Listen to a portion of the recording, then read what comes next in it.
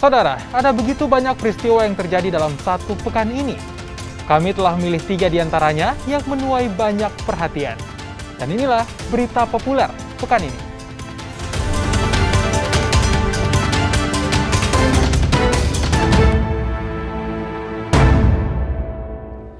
Informasi yang pertama, saudara, ada 2 kelompok warga di Kecamatan Ujung Pandang, Kota Makassar, Sulawesi Selatan yang terlibat tawuran. Warga bahkan menggunakan anak panah dan senjata tajam.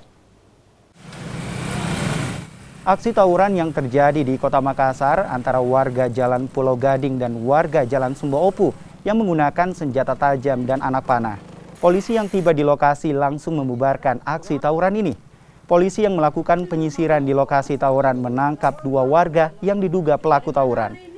Sementara itu, akibat tawuran ini, 1 warga terkena sabetan senjata tajam dan harus dibawa ke rumah sakit. Selain menangkap 2 pelaku tawuran, polisi menemukan sejumlah anak panah bersama ketapelnya.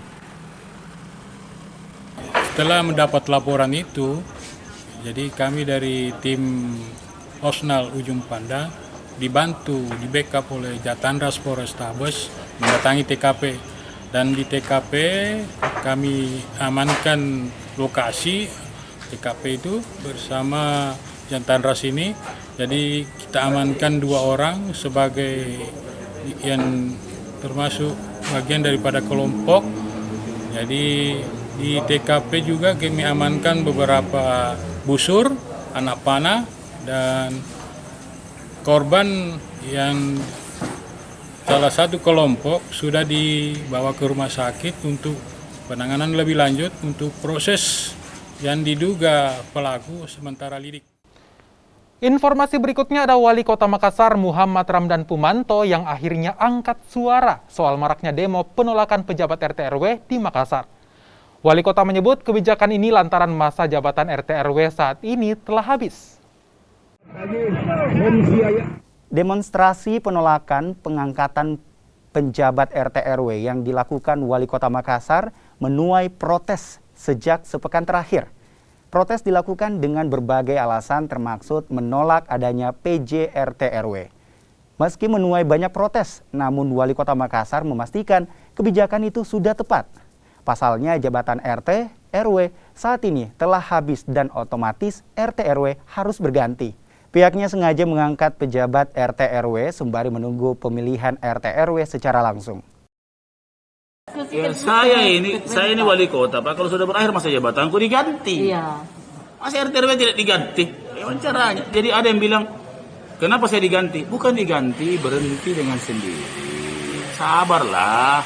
Nanti kalau pemilu raya, saya siapkan pemilu raya. Tidak mungkin lah kita mencederai ini barang-barang.